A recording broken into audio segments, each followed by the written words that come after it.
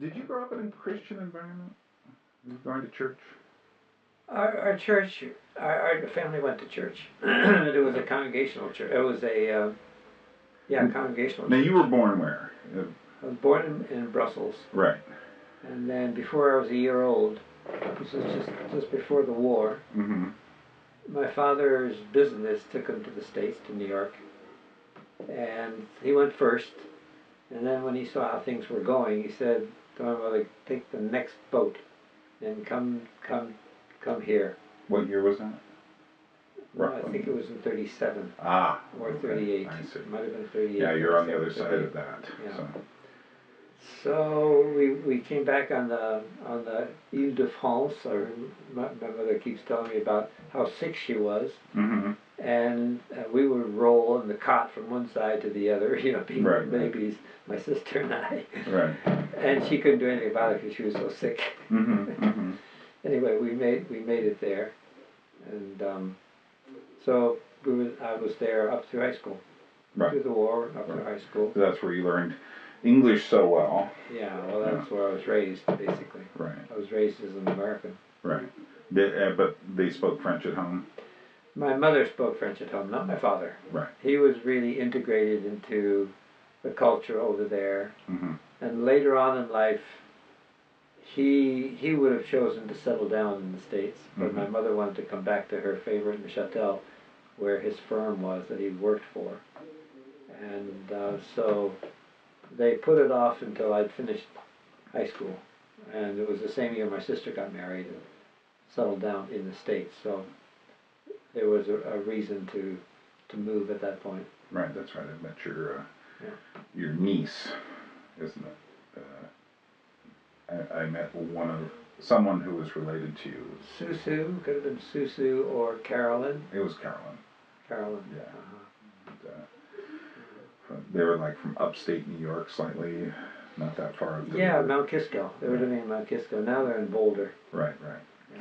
So your church experience, what kind of churches did you So go a congregational church, and the only thing I remember about it is that the teaching was basically do good, be a good boy, love people, and we're a great community.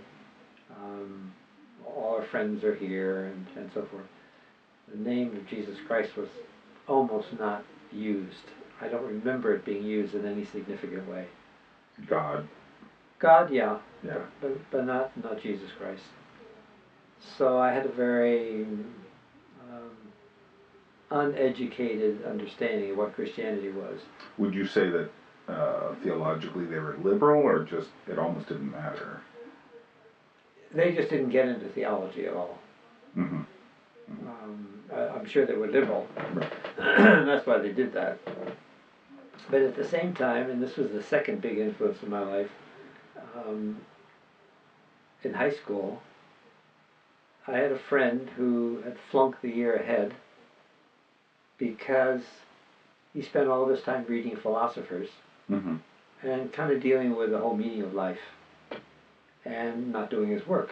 Mm-hmm. Not the normal kind of schoolwork, which didn't... So he was reading enough philosophy to have interfered completely with his schoolwork. Yeah, and he shared all kinds of philosophical ideas, one of which I still remember to this day. He said, Santayana, his way of looking at the universe and at the world is that we need to be dreaming with one eye open. Which I thought, well, that's quite a statement, because it says you need something, but then you also need to realize that something is not real.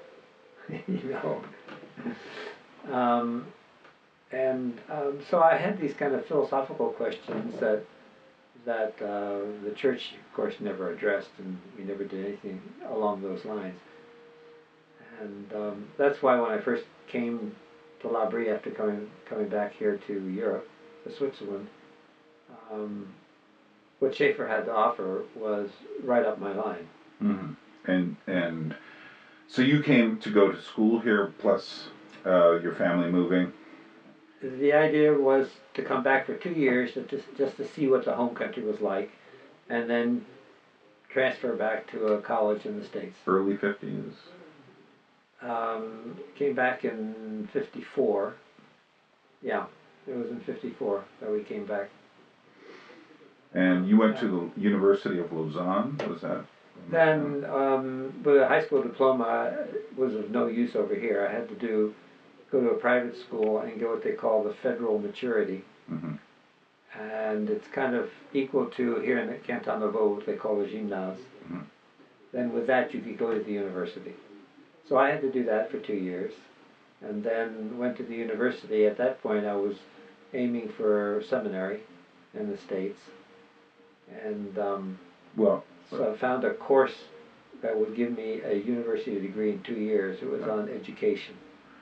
Why were you aiming for seminary? Well, at that point, I had come to Laughery and everything. Yeah. So you came to Laughery.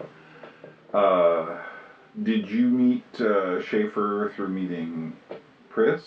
Was that how it worked? How did you meet? It was through Pris, yeah. She was going to the university to learn French to teach. And in her class, it was just beginning this new semester. In walked this very tall, fashion type looking woman, and Pris thought to herself, "Here's somebody I'll never meet. You know, she's not in my world." And then during the course, the professor said, "I like to have everybody read some French to see what level you're at." And of course, when it came her turn, she spoke fluently because she had lived in Lausanne and Champéry and using French all the time. Had gone to some French schools, and whereupon this girl turns around very slowly to look at it. Who is this person who speaks French so well? And after the class, she came up to Prisca and they talked, and Prisca invited her to come up to Laughery to visit her family. Mm-hmm. Would she have been the first student? Or? She would have been the first person, well, one of the first people to come, yeah. Right. At least from the Lausanne group. Right. And then she said, "Well, you know, I know this guy who's going to this private school because she also was taking courses at my school." Mm-hmm. And a few times we had met up and talked on street corners. I remember one conversation on divorce. And so she invited me to come up. That's how I actually came up. Right. To Laughery. So had you come up? Who invited you? This woman. I see. Yeah. I see. So Yeah. so she invited you. Yeah. To come up with her, kind of like as almost protection. Or? Yeah, she was going to bring me up. Right. And then it turned out that she couldn't make the bus and the train that I was taking, and she said, "Just go on up there and I'll meet you." Mm-hmm, mm-hmm. So that's what I did. I just went up on my own and met her there, and met the Schaeffers. So I came with that kind of dichotomy in my mind of church is having to do with faith, Mm-hmm. where you don't think, and on the other hand, philosophy has to do with thinking. You know, that there was a dichotomy between the two. Faith and reason just didn't go together. Right. It was like, this is what you do on Sunday, and then the rest of the week you think. So what was your impression of Dr. Schaeffer and the ideas? And I assume his ideas at that point were probably a little different than they were later. Had he already gone through his crisis? Yeah. And basically what they wanted to do was to open their home for discussion. And was that how they defined Laughery at that time? Yes. They weren't thinking so much of students coming to stay with them yet. No, not at all. Right. No, that came up. That happened when one day at a Saturday night discussion, somebody hid a microphone in the plant near the barrel chair that he was sitting in, Mm-hmm. just to record him, and you could basically make out what he said, but it was muffled.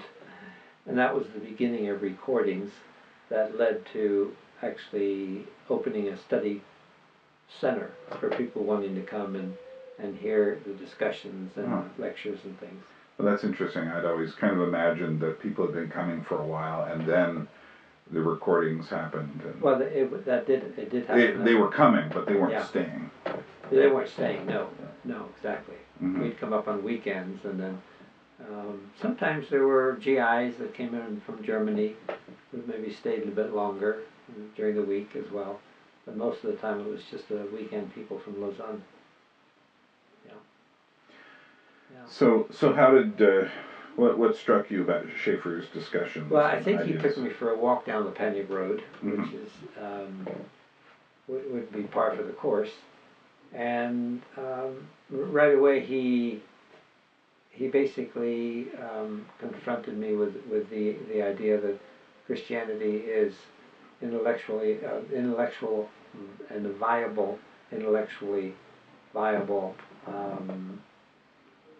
way of faith, you might put it that way. That it stands up against other philosophies, and the heyday in that day was existentialism, and everybody was reading Sartre and Camus, and that's all about the basic questions of life. You know, is life just absurd?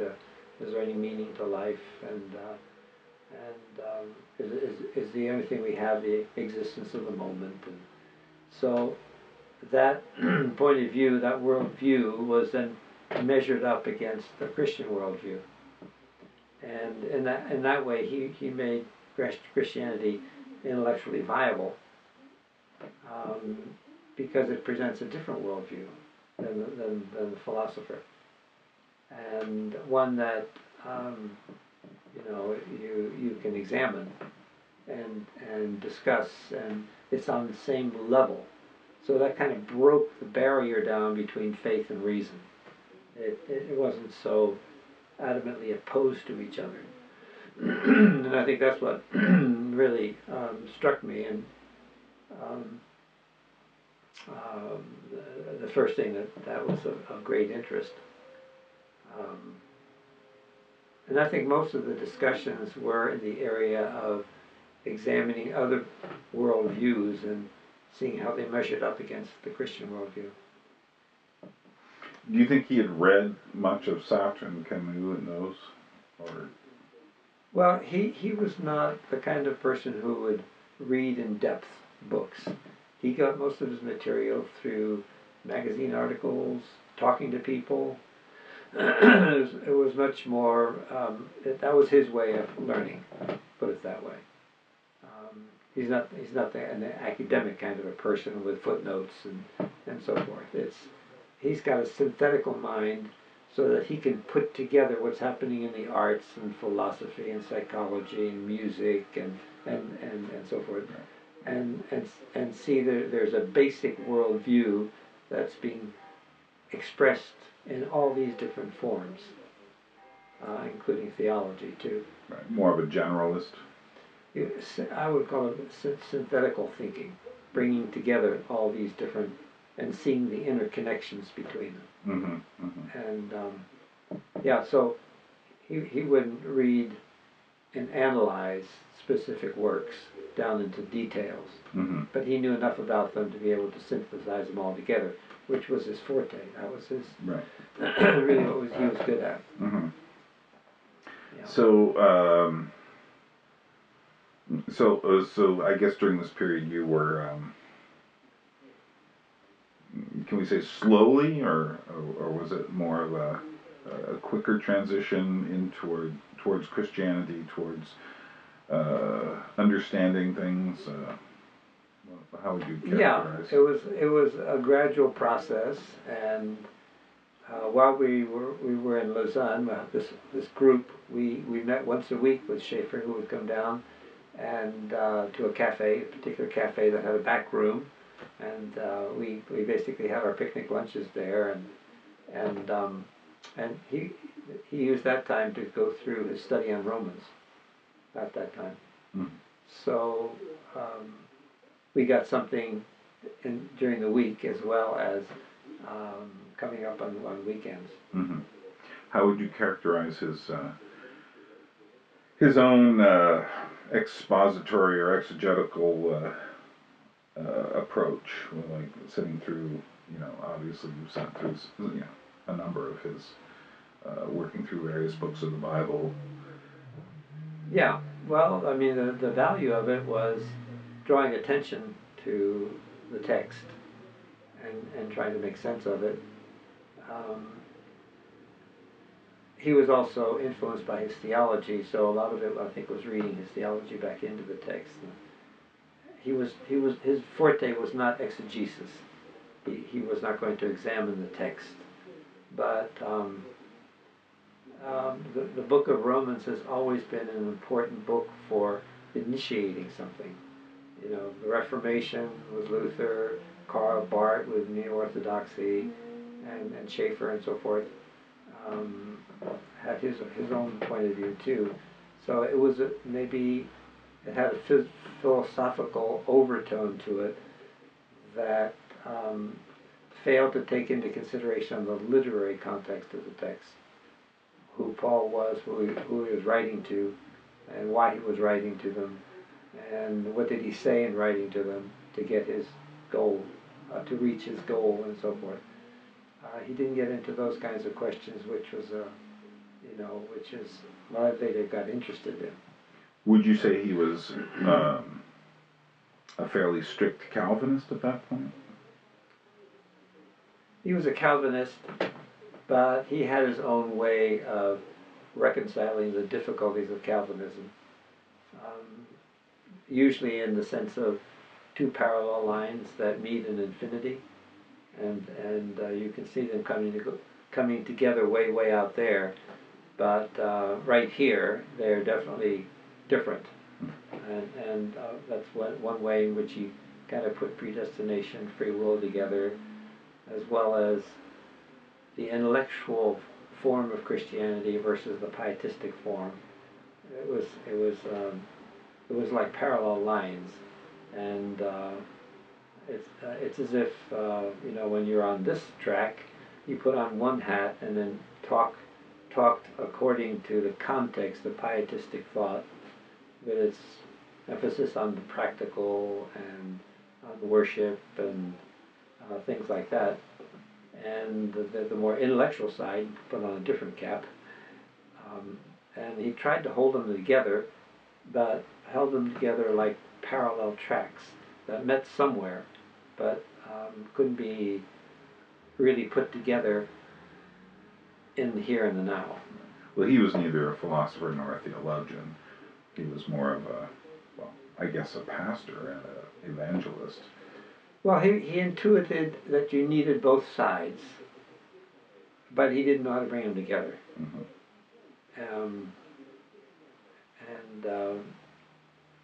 I think you have to say that the options that are given are polarized, and he didn't realize that.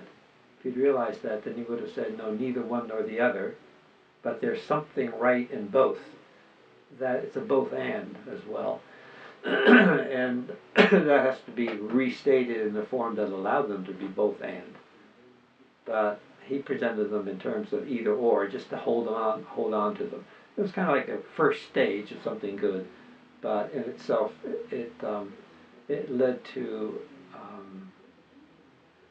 holding on to two things that didn't belong together. Mm-hmm. Mm-hmm. Whereas in the scriptures, I think you have them as one reality. Do you think there was always this tension in his work, in the sense that I know some of the criticism coming out of those Franky books was that Dad really wanted to get involved with art and culture and what was happening in society, but he was kept holding on to all this evangelical bric-a-brac in a sense. Do you see that was a valid criticism, or do you think that's overstating something that? I think he may have a point in that he came alive with going to Florence and examining paintings and getting away from theology. I think there's an element of truth that I think he felt more at home in that environment, and that's really what he meant by discussing with other people what Christianity is all about. No, I don't think he particularly liked to get into theological discussions, Mm-hmm. controversies, right. and so forth. He had his position and he would hold on to them because you needed that. but really, what his interest was in examining other thoughts and seeing how they seeing all the problems in them. Was Rickmacher in the picture yet? Yeah, he was early on in the picture. Mm-hmm. Yeah, Mm-hmm. yeah, early on. Yeah. And did you meet him at all during this period, or? Not sure when I met him first. Right. Would you say your ideas were, that you fairly gone along with the way Schaeffer was unraveling things, and without any particular questions about method or anything like that? Yeah.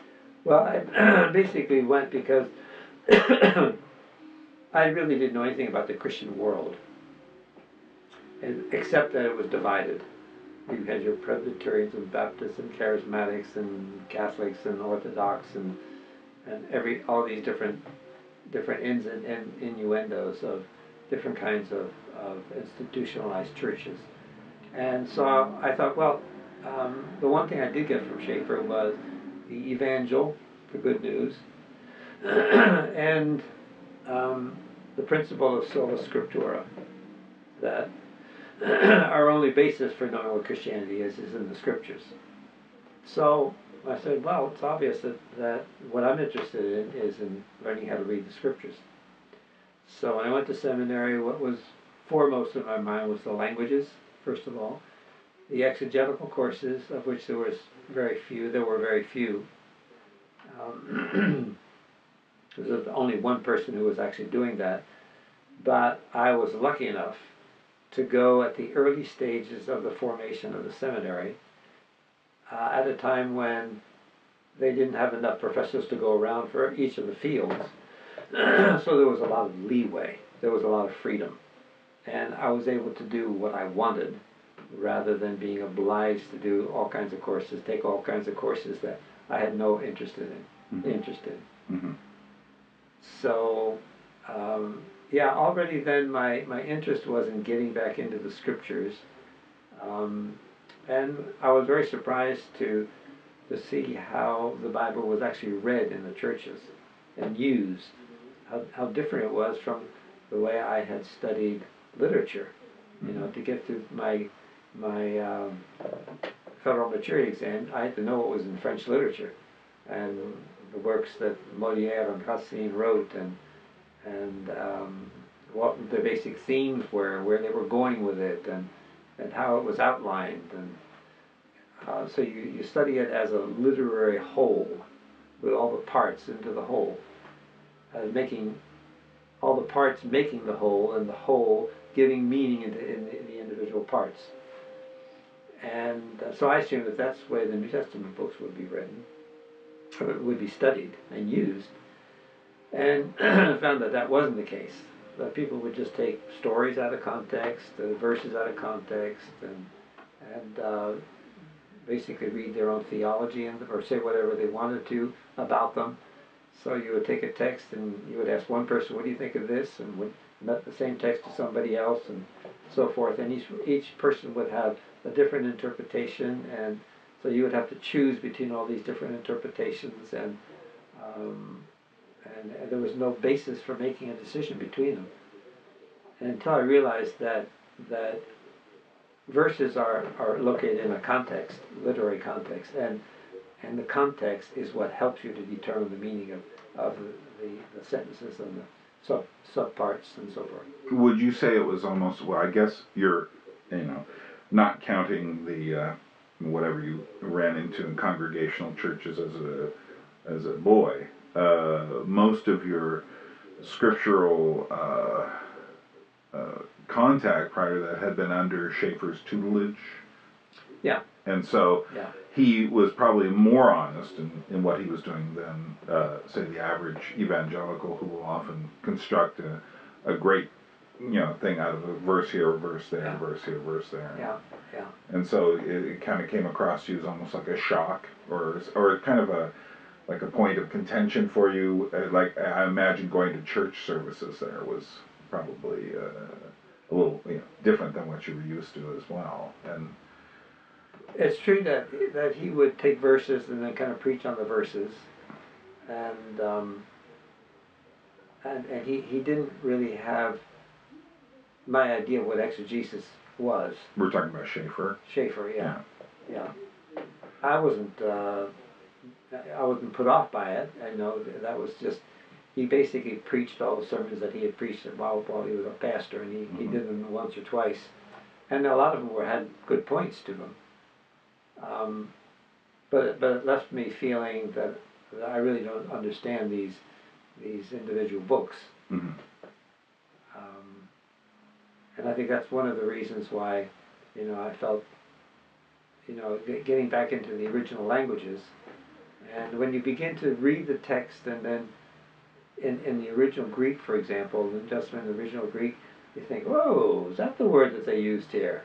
And the English word has all these connotations that are off-putting. And then you say, oh, but it's this Greek word, and it really doesn't have any of those connotations. So I became really interested in getting back to the Greek as the place to begin to try to understand the meaning of a text. And you learned Greek and Hebrew? Mainly Greek and Hebrew too, but Hebrew I let go because I was going to work in the New Testament. Right. Yeah.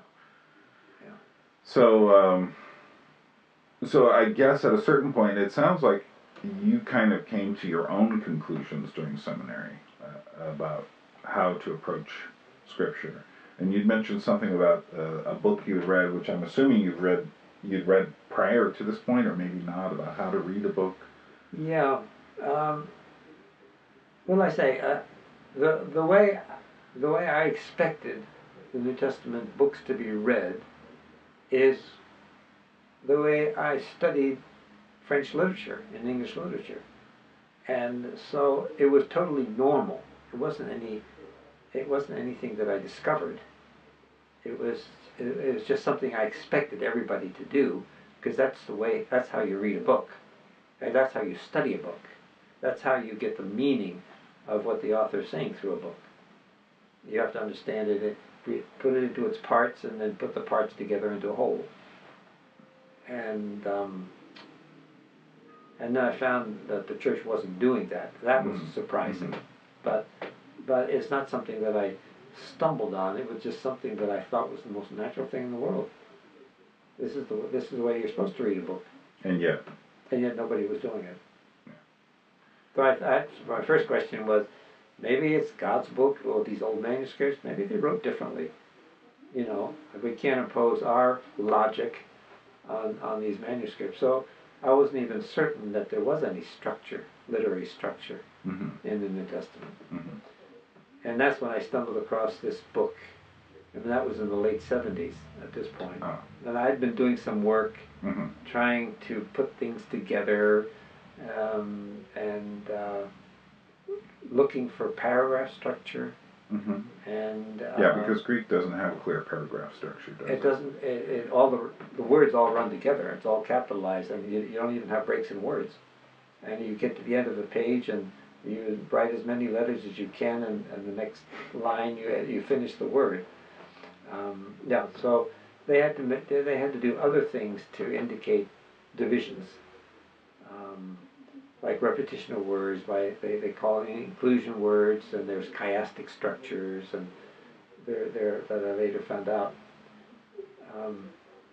And I'd found certain relationships that existed between individual stories and so forth. So I was beginning to feel something, but it wasn't until I read this book on the literary structure of the Epistle of the Hebrews by a French-speaking Dominican friar with a Dutch name. Remember that name? Van Hoy. Van Hoy. Yeah, Van Hoy. And he showed me without any doubt how rigidly structured the Epistle of the Hebrews was.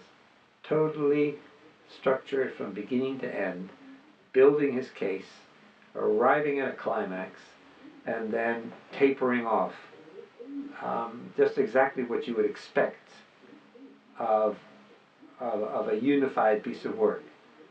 That it's going somewhere and it's building blocks, and you need this building block on which to build something else, on which to build something else, and then once you've made your main point, then you bring out some of the aspects of it, and you're working towards a conclusion. And there was just no doubt in my mind that this book was very rigidly constructed. So that was very encouraging. That was in '78. I read it in the hospital after breaking my Achilles tendon playing with Jandy out here in the back, in the front, out in front of the chalet, with kind of hiking boots that I think hit my Achilles tendon and it broke, just snapped. Wow. And so I had all that time in the hospital to read it, and it was the most exciting time I ever had. Well, so that's essentially '78 is then. That was '78. The period where. '77. You'd kind of been slowly kind of formulating these ideas, but that book really helped you kind of crystallize something. Yeah. When I first came back to Laughery after seminary. What year was that? That was in '62. So it's starting in '62. It was you've been here ever since. Yeah. And when I first came back, I was interested in working on book reports just to find out what people are thinking. Mm-hmm. You know, so I went through some Graham Greene works and Zorba the Greek, and Julian Green was another one, and I just enjoyed going through and seeing what this book was all about, what worldview was being presented in it, and I did that for a number of years, and then got tired with it because it was basically always the same thing. There aren't so many different philosophical positions, and so what I was reading was basically all in the same direction, and I thought, okay, now's the time to get back into the scriptures. I don't know exactly when that happened, but it was sometime in the early '70s. Now, when you say book reports, was this something you were doing with students here, or something you were doing for yourself? For lectures. Right. Yeah, for giving lectures. Right. Yeah, my lectures were basically book reports. Right. C.S. Lewis in, I think it's The Abolition of Man, but also he has in a couple of their essays about education, talks about how in the older education, it was essentially, you were given a book report merely to test whether you read the book or not, and not to test what ideas not to write an essay interpreting the book, but simply to find out whether indeed you had indeed read the book. Mm-hmm. And when I read that, I was like, yeah, you really have to understand what you're reading before you start formulating opinions. And I find a lot of people, as they're reading, they're already arguing with it and pulling it apart, which prevents understanding where you're going. Yeah, exactly. And it does, I'm wondering how book reports would go today. With, today it seems like people's attention span is so fragmented, and also they're called to start interpreting almost the second they see a headline. Yeah. Yeah. But. Well, I was very interested in that, going back to the 50th high school reunion, which was in 2004. Yeah. We were able to go visit 2 classes, and I chose the French and the English. And the English, they were doing book reports. That, in other words, they were going through a book all together, and then the teacher was asking, well, what do you think about this? What do you think about that? And they had to show that they knew that they had read the book and they knew what was in it. And to me, that's the key element of this kind of study. I mean, that's what I had to do for passing the exam on French literature. I had to know what was in there. And you can't just bluff your way along. You have to know a little bit of how it's structured and therefore what's in it. And so that's what I transferred to my study of Scripture. It's as if I've got to know what's in there so that I should be able to paraphrase the whole book. You can paraphrase it in 2 minutes, 5 minutes, 15 minutes, an hour, 2 hours, giving more and more details. But basically, learning how to paraphrase shows that you understand its flow and where it's going. And that was my goal, basically. In my own experience, you meet people who have their inspirational texts or their proof texts for doctrine, or yeah, I mean, it's really frightening when you get to something like the Rapture and the way people will construct, a little Daniel here, a little Revelations there, a little Matthew 24, 25 there, whatever, and put together this edifice, and then you pull something out, it all looks very strange, almost occultic sometimes. Yeah. And then, I mean, I know when I was first a Christian, I became a Christian in 1970, there was a lot of, we didn't get our teaching from any one particular place, but there was a lot of implication that whenever you picked up the Bible, the main thing you should be doing is looking for inspiration and looking for bits and pieces of, like look for that nugget that you're going to, read through all of the, names and chronicles, but look for something that said so-and-so was strong or something, because that would give you a little something out of the text, which of course kind of isn't the point of all the names. So, yeah, because when I came here in 1978, and I stayed until the summer, I came in late 78 and stayed in the area, because I was only allowed to be a student 3 months, and stayed through until about, September of 79. And I talked to you by then, and by then you were already, you'd been kind of working on these ideas for a while, but at the same time, as you're pointing out, you started to clarify what you were actually doing.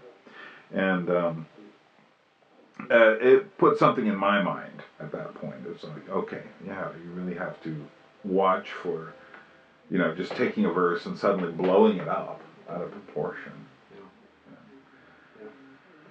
So we'll stay on the historical track on this today. I'm going to come back another time and we'll discuss the actual ideas that come as a result of this. But so historically, evidently, now you were teaching at Laughery, after that period and such. Was there when did the tensions start between what you were kind of digging out for yourself versus the more codified interpretations and such? Yeah, it started in the late 90s. It was probably around 79. 79 to 83 is when it started, the tension started, and then was resolved, basically. Of course, the reason for it is that as you begin to ask the question, not just what is the author saying, but why is he saying it, you have a different perspective. As soon as you ask the question why, you're on different ground, and you're really getting closer to what the book is all about. And I think the first discovery for me was, hey, I don't need to ask other people what they think about this verse or that verse. The text as a whole tells me what the author is trying to do and say. When you ask the right questions, he answers it for you. And it was a discovery that, oh, I know what Paul's saying here. And because it's the text, it's in the text. And so it's not a matter of how you interpret the text, it's putting the text in a literary context and asking the right questions and then finding the answers in the text. And that kind of process led me to see Christ in a very different way. And it gradually made me rethink theology and theological doctrines, and I came to realize that there's a totally different mentality of establishing creeds and theological doctrines and exegeting or interpreting biblical books. They're two totally different methodologies, two different ways of thinking, two different ways of inquiry. The one is by humanistic rationalism. It's what I think, and these are my arguments, and this is how I understand the scriptures. Not bothering to get into really interpreting the scriptures, but using the scriptures as proof texts. And on the other hand, interpreting the scriptures was a matter of letting the text speak for itself. And in such a way that whoever comes up with the best interpretation of how it speaks for itself is the one who's on the right track. And I have nothing to lose by somebody showing me a better way of interpreting the text. Mm-hmm. I have everything to gain, because that's what you're after, is a proper understanding of the text. It's got to fit the whole. Mm-hmm. The whole determines whether your interpretation fits or not. And if he's saying this, then my question is, why is he saying that? In view of the whole scope of where he's going. Mm-hmm. What is his purpose? Why should he bother saying this? And if you can't show me how it fits into the whole, right, it doesn't belong there. Right. And so I saw that gradually in my mind there was a dichotomy between biblical truth and the way the Bible expresses truth, and the way theology defines its truth in terms of doctrinal statements and creedal statements. They're totally different points of view. You know, you can see someone like the Mormons building an entire edifice around something about, you know, why are prayers said for the dead, which is just one verse in the middle of, near the end of Romans, is it? Or is it in Corinthians? I've lost track of that one. But, you know, it's like, you know, what is that about? You know, and since it's only mentioned once, you know, it's obviously... But yeah, or people go to to theology school, seminary, and they're handed an entire preformed method, you know, and instead of being able to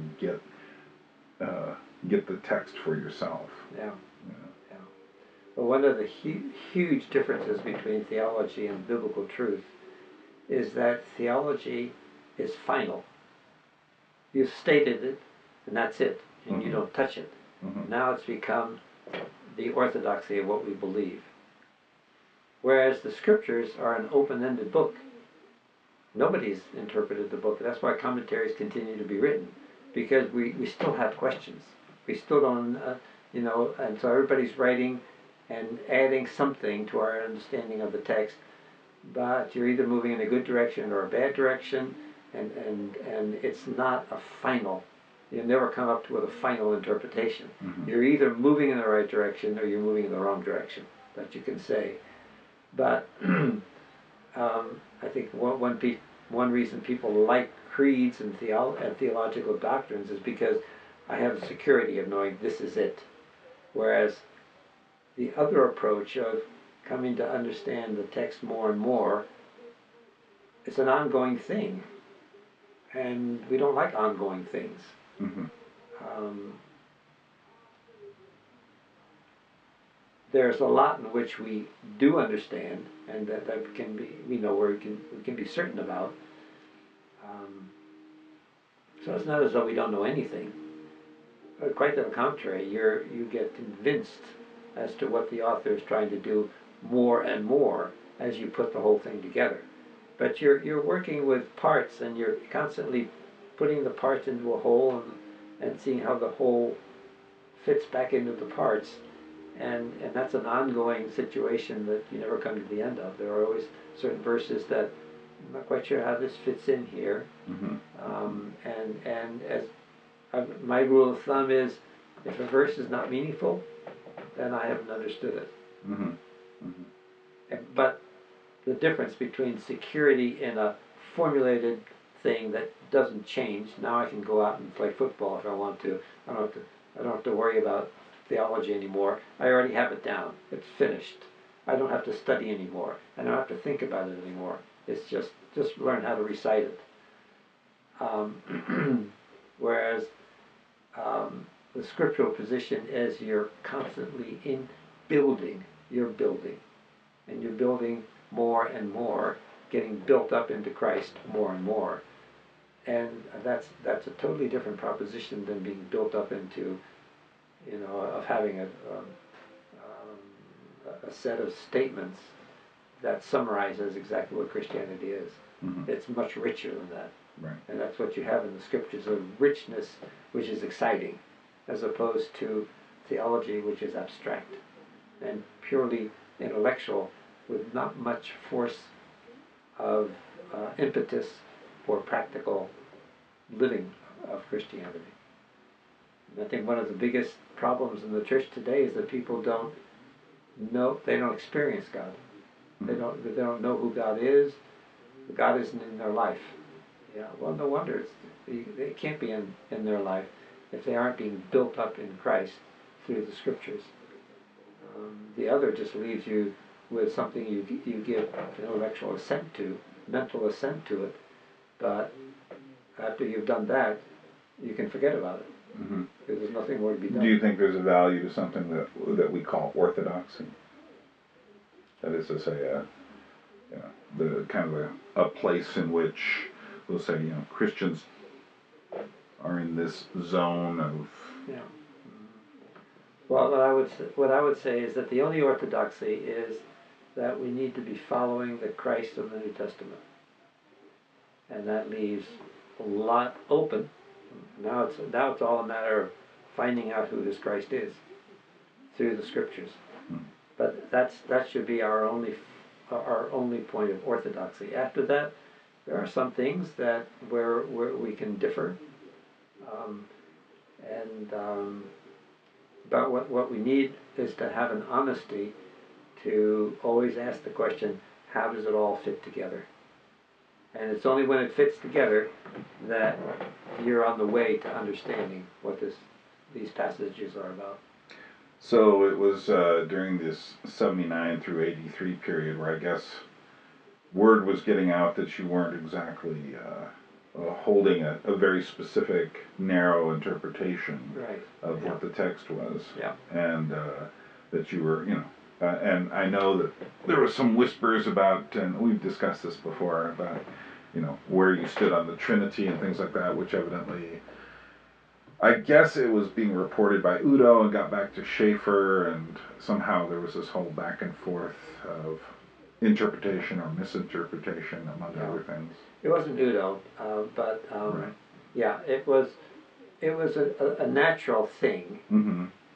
That for me, in studying the scripture in this way, I came clearly to understand that there were a couple of doctrines that I'd been given that I couldn't accept anymore. Mm-hmm. That this is just not the way they're expressed in the scriptures. Right.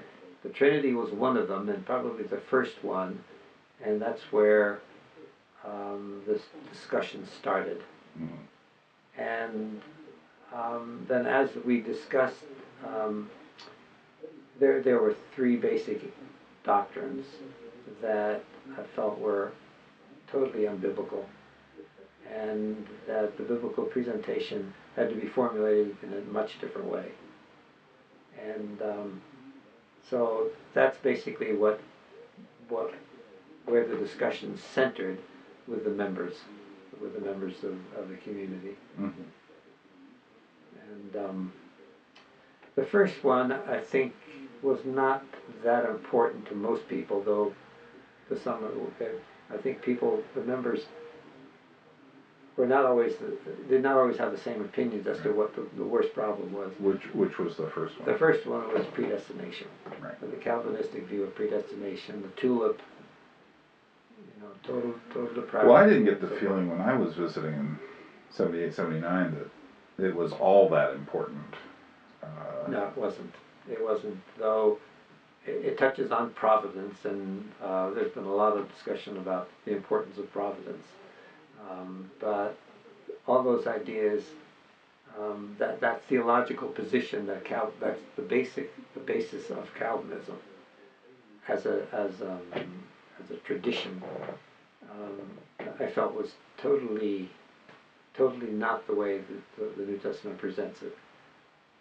And then there was the Trinity, where the Nicene Creed defined it in a way that turned it into a contradiction of three in one, whereas the Scriptures never did that.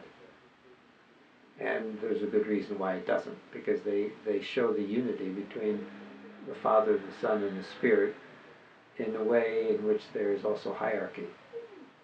And that God is God, and Jesus is Lord, because he's received everything from his Father, and he's the Son in that sense. And the Spirit is basically the Spirit of God and the Spirit of Christ. And he's not his own thing. It's not a third thing.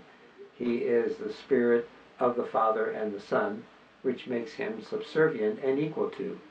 So you have this different kind of a relationship than one that was defined according to the philosophy of Neoplatonism, with the uses of the word nature and substance and so forth. And Schaeffer and I had a lot of discussions on that subject, and basically he rolled with a punch and said, the way that you present it is not so offensive to me, but it could be in the work of Laughery, and therefore it's okay if you hold on to that position, but you shouldn't be teaching it in the midst of Laughery. Mm-hmm. So I kind of got through that one with, just by... Right. Well, you essentially had the Trinity, but it wasn't as defined by the Nicene Creed. It was defined by the Scriptures instead of the Nicene Sola Creed, which is a much better, a much more palatable. Right. Obviously a scriptural position is always going to be satisfying, and positions which are created by men will always be wrong. Because they're created by men, without any regard to the Scriptures, without any. If Scripture wanted to say regard. It would have. Yeah, exactly. It would have said it. So, they tried to defend it by saying, well, it's consistent with the Scriptures.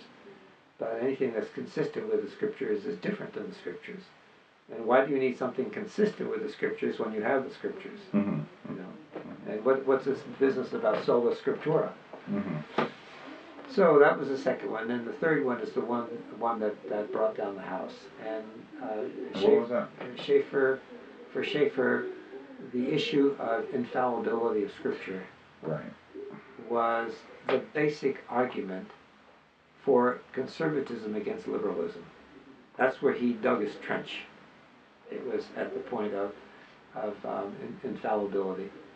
And for me, the word was very troublesome to anybody who's interested in studying the Scriptures, because it puts them on the defensive, and then they begin to read the Scriptures only for trying to determine how it all fits together. It's all harmonious. There are no contradictions. There are no discrepancies.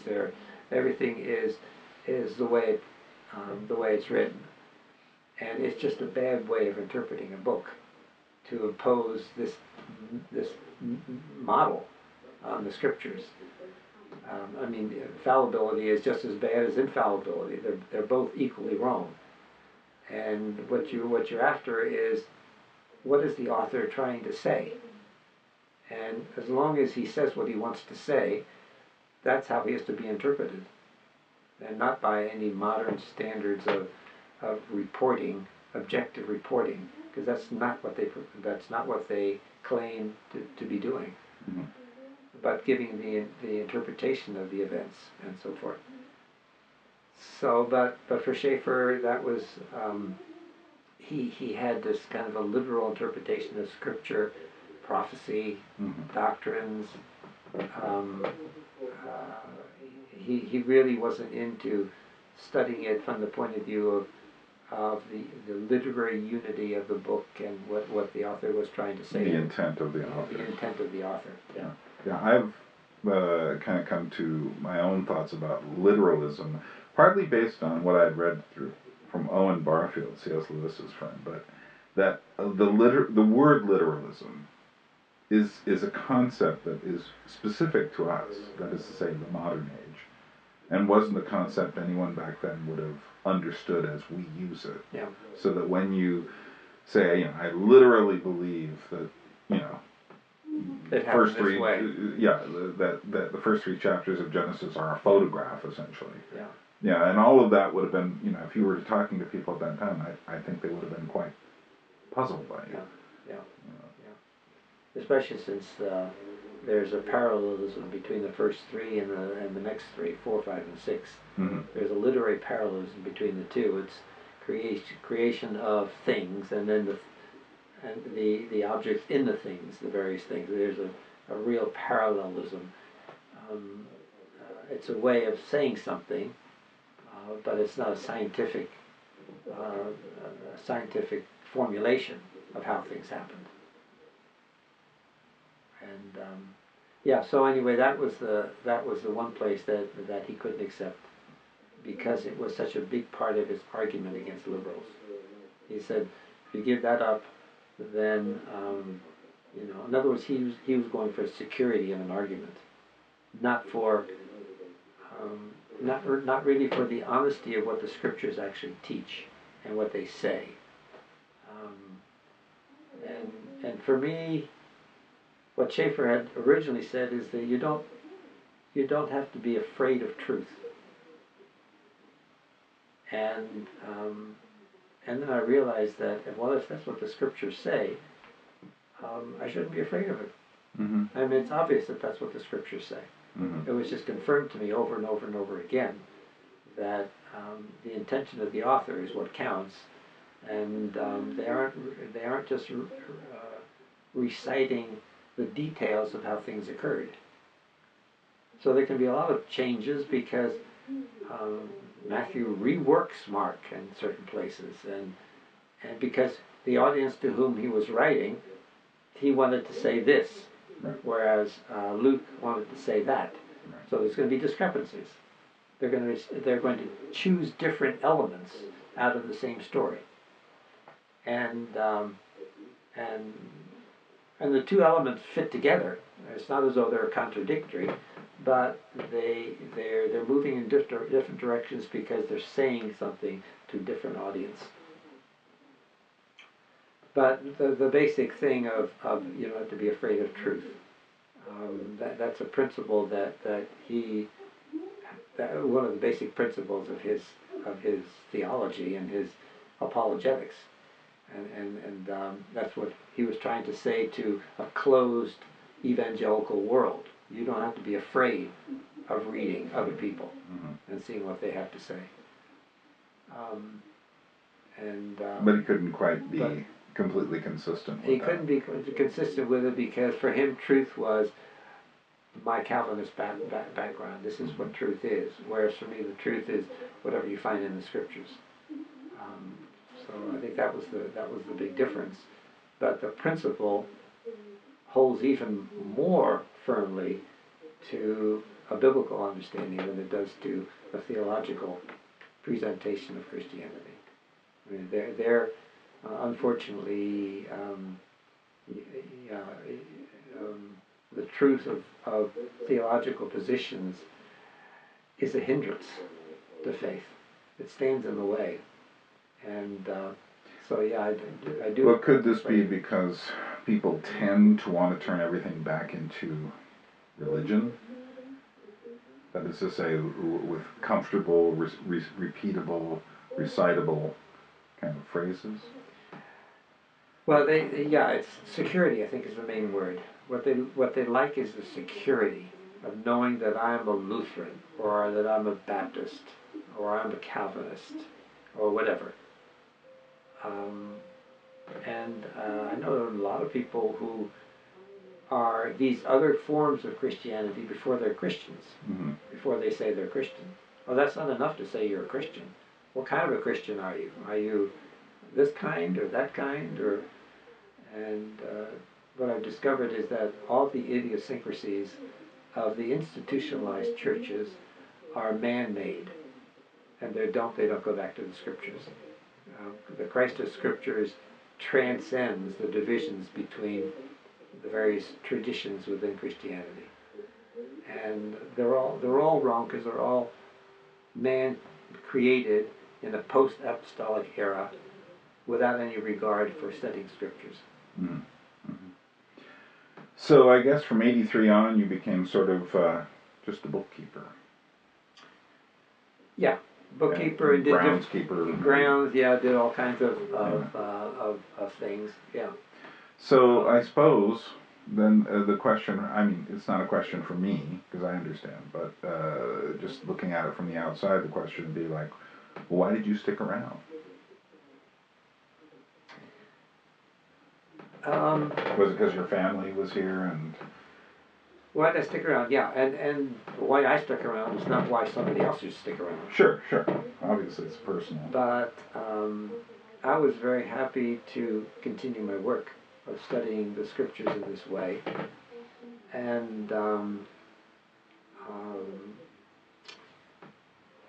I wasn't looking for another place where I could live. This would give me a place where I could live, and when we own this house, and why move out? And I still appreciated Laughery for what it was doing. So for me, it was not difficult at all to do the finances, which nobody else would have had the time to do, and other administrative things, knowing French and knowing the workmen around, and being able to help out along those lines too. Were you doing place in the work? Were you doing the books for the whole organization? No, just for Huémoz. Mm-hmm. Yeah. So yeah, well, I guess you had, within your schedule enough time to work on your own projects as well, which have been very valuable. Yeah. And it's a kind of a work that it would be very difficult to be a professor and to carry on this and to do your research.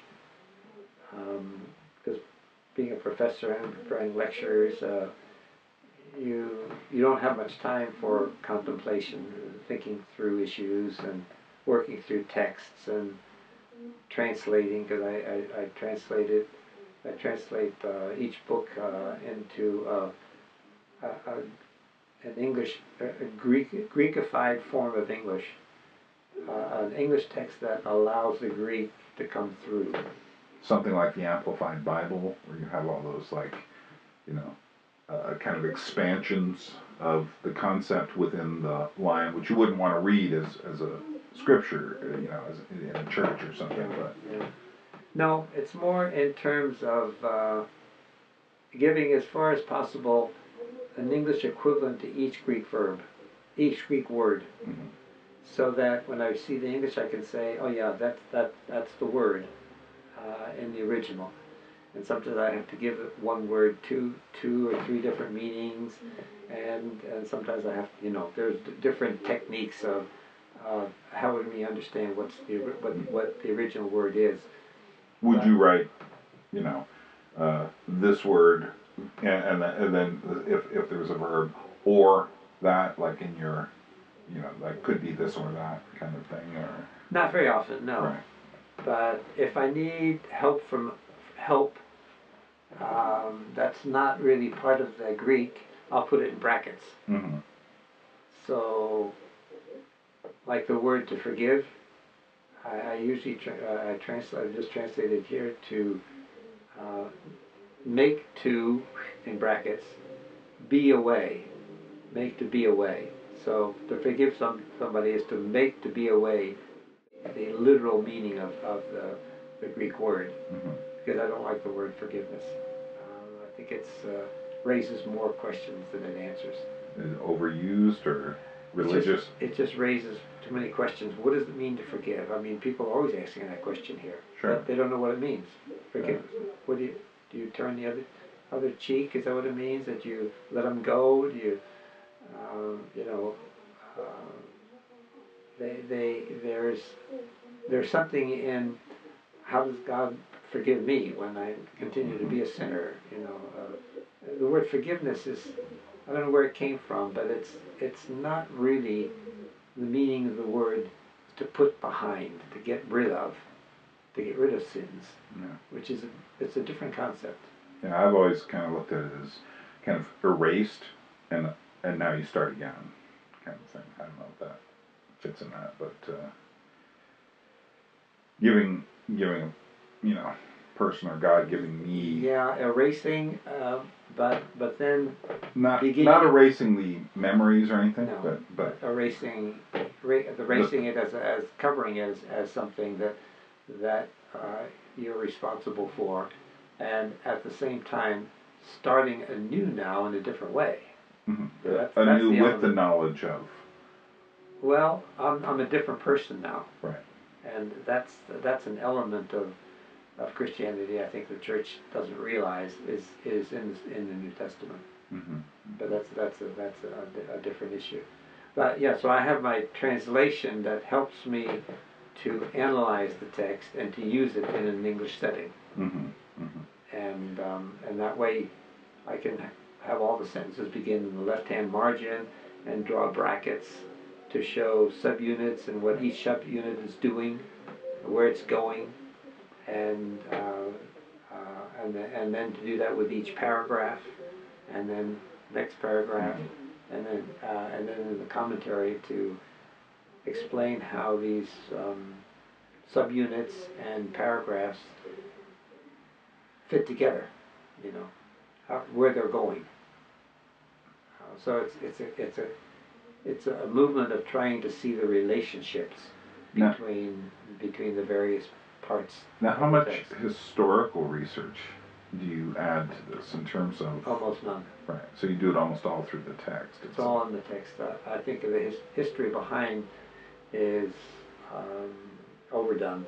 It's useful and it's helpful and it's good to have, but when you actually come down to a text, you don't need much historical information. The text is going to basically tell you what it's all about. I notice, just because I've been working, researching puppetry in Europe, and I've spent quite a bit of time talking to puppeteers and various other theatrical people, and when they start talking about the text, they seem to be talking about it in a way which is not completely foreign to my American ears, but certainly there's a certain emphasis upon like getting something out of the text to bring it in. And I notice a little bit of that in your, like you were talking about, that you just naturally assumed, you know, from your French education that, you know, one would, you know, be getting the text of Molière or Racine, you know, in a certain way, which must be faithful to the text. Yeah. Which, and I think it's that faithful to that hangs up a lot of Americans. They just want their version of the text, how they interpret it. And I think what you're trying to do is to find the best way to be faithful. Yeah. To allow the text to speak for itself. Yeah.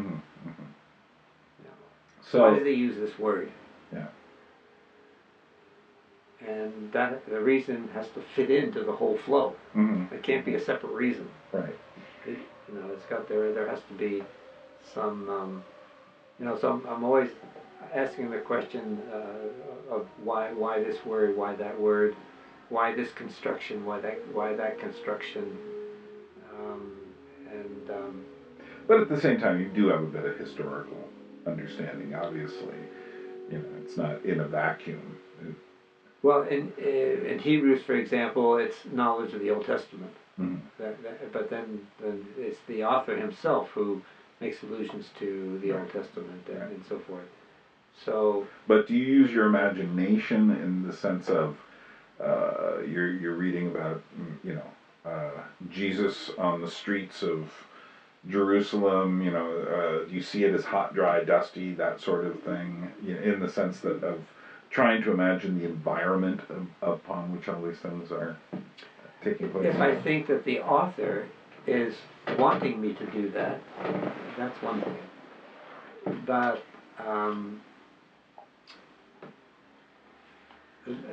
the imagination process is more, this is what he says here, and this is what he says there. Mm-hmm. How do you relate these two things? It's a relationship. So I say, one of my common examples is in Luke, where he has a Sermon on the Mount, and it's followed by two power deeds. The one is the centurion's servant, and the other the widow's son who dies. Okay, so what is the connection? I know that he does things in words and then deeds. And that's how he teaches. The deeds are important because they show the authority of his truth. Things are actually happening. Mm-hmm. So, what's the connection between the Sermon on the Mount and these two power deeds? And okay, well then, what's the basic theme of the Sermon on the Mount? When you take away the Beatitudes and the woes, which are the introduction, and the concluding parables, which are about putting into practice, the basic main body of the teaching is on loving your enemy. And I thought, well, okay, that's as basic. Is there any way in which these power deeds are connected to the idea of loving your enemy? And the first thing that hit me was, oh, a centurion. Actually, he's the enemy of the Jewish people. But then it turns out that he is the greatest friend of the Jews. He's built them a synagogue, and he doesn't dare go to Christ himself. He goes through the Jewish elders, and then his faith turns out to be really greater than anybody in Israel. He's not the enemy. And it's a way of saying, okay, when you're loving your enemy is not the political person. It's somebody else. And he's already told us who the enemy is. It's the ones who persecute you for Christ's sake. They're the enemies, and they're the ones that you have to love.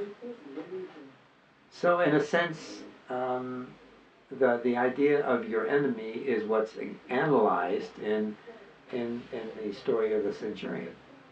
And I thought, well, okay, now what about the widow's mite? The widow's son who dies. And here's a widow who has lost her husband because she's a widow, and now has lost her son, and therefore has nobody to support her. And Jesus' response to that situation is to show compassion. The whole story is about compassion.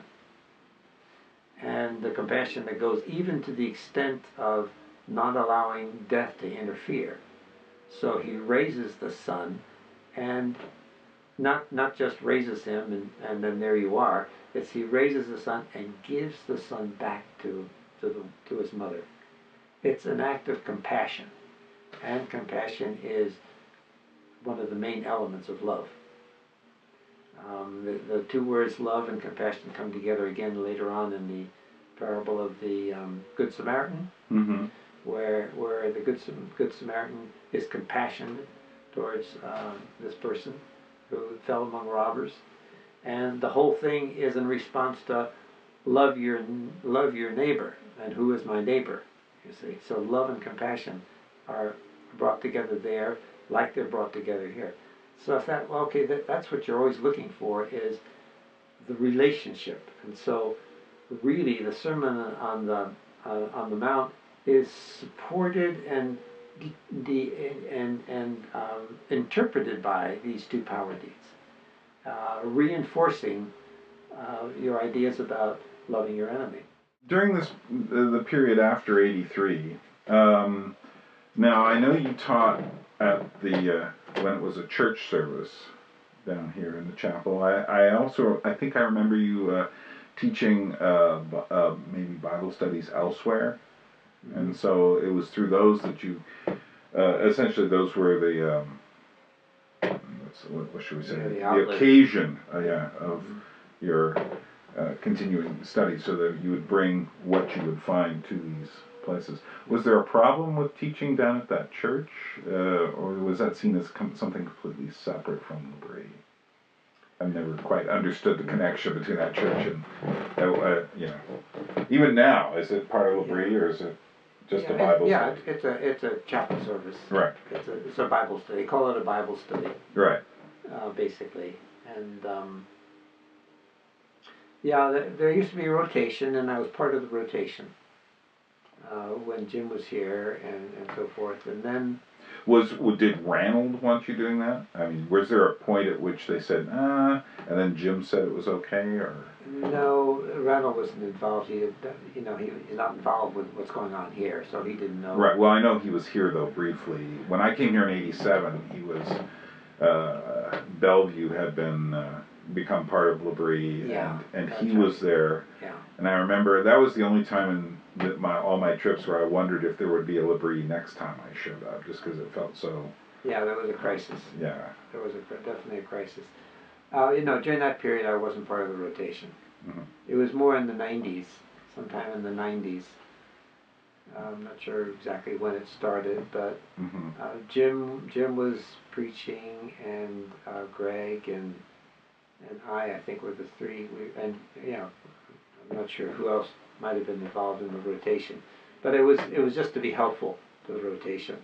So they had enough to do on their other activities and so forth. So there wasn't any problem from anybody along those lines.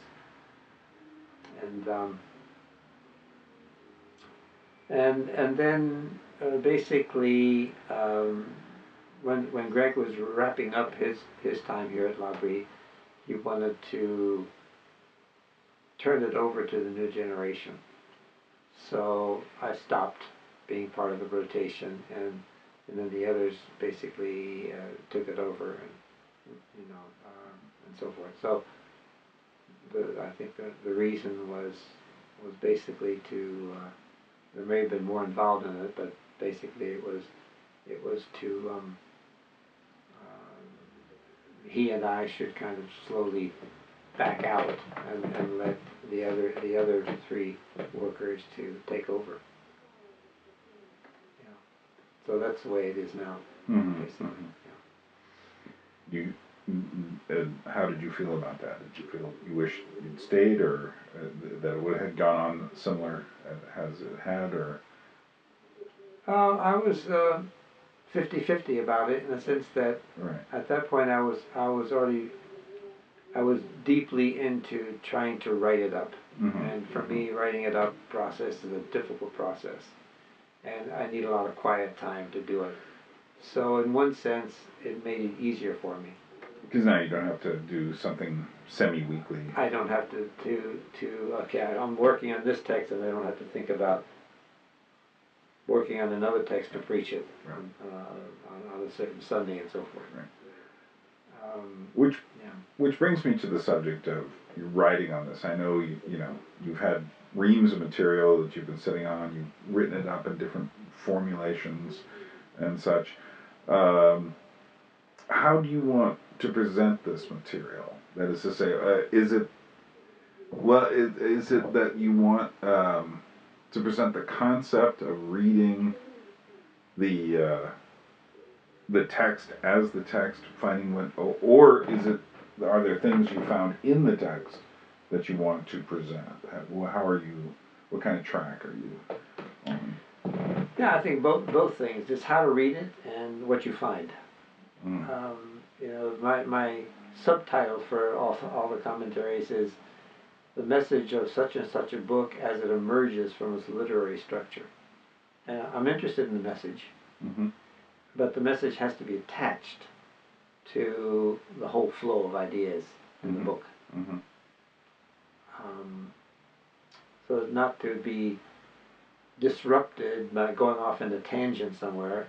You need the overall movement to keep you going in the right direction. The way in which my vision recently has been to, or my ideas recently has been, the way that I would like it to be used is for individual groups that get together and that are not afraid to look into the text. What I've written is too much, somewhat repetitive. It's not easy reading, but could be useful when you get together and having people kind of read the commentary with the text, the biblical text itself, and to use it as a point of discussion and discussion among themselves as to the value of it and or the insights that are there and I see it as a thing where two or three people can get together and it could be useful and stimulating a search into the meaning of the text.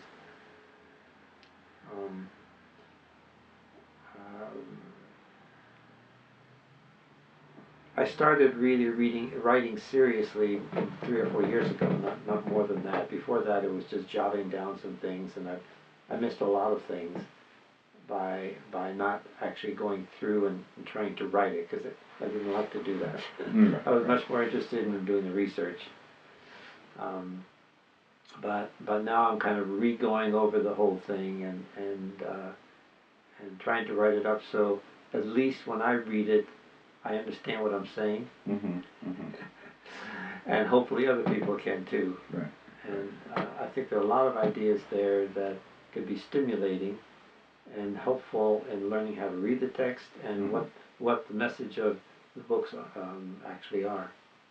You're actually getting the message and how it applies today, but both aspects.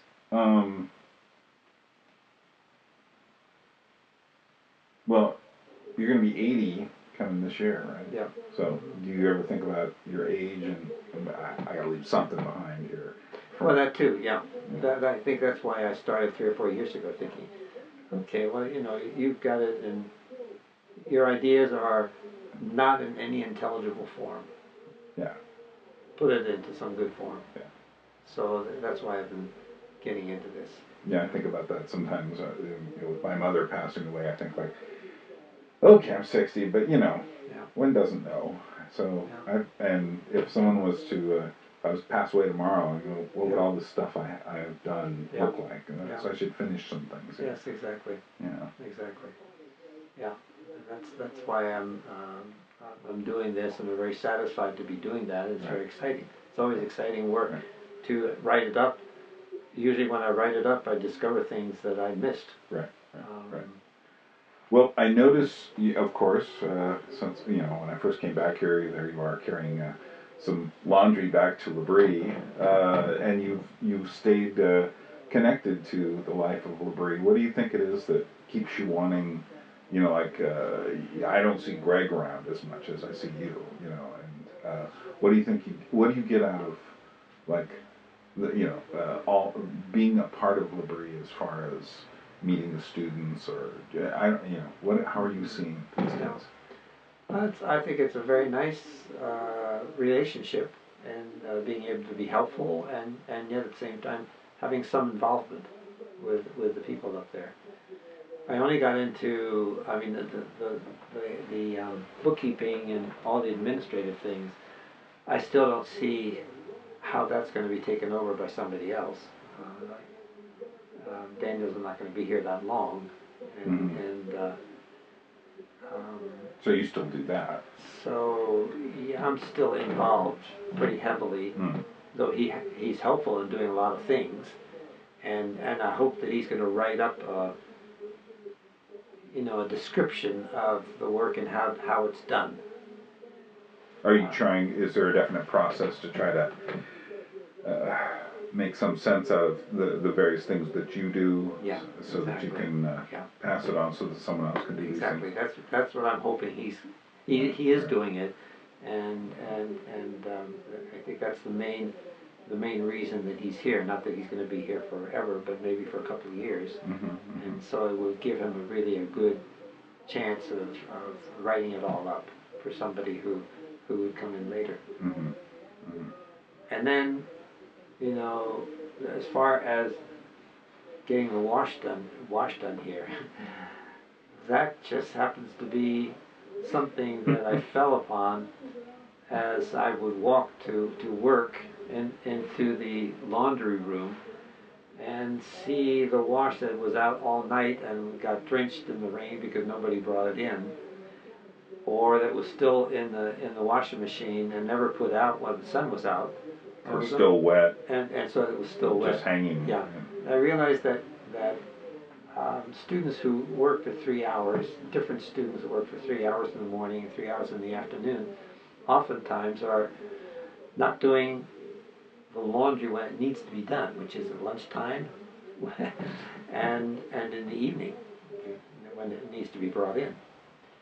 And so I began doing it, and then realizing that it's a huge job, and quite frankly, most people don't know how to hang up clothes so that they dry.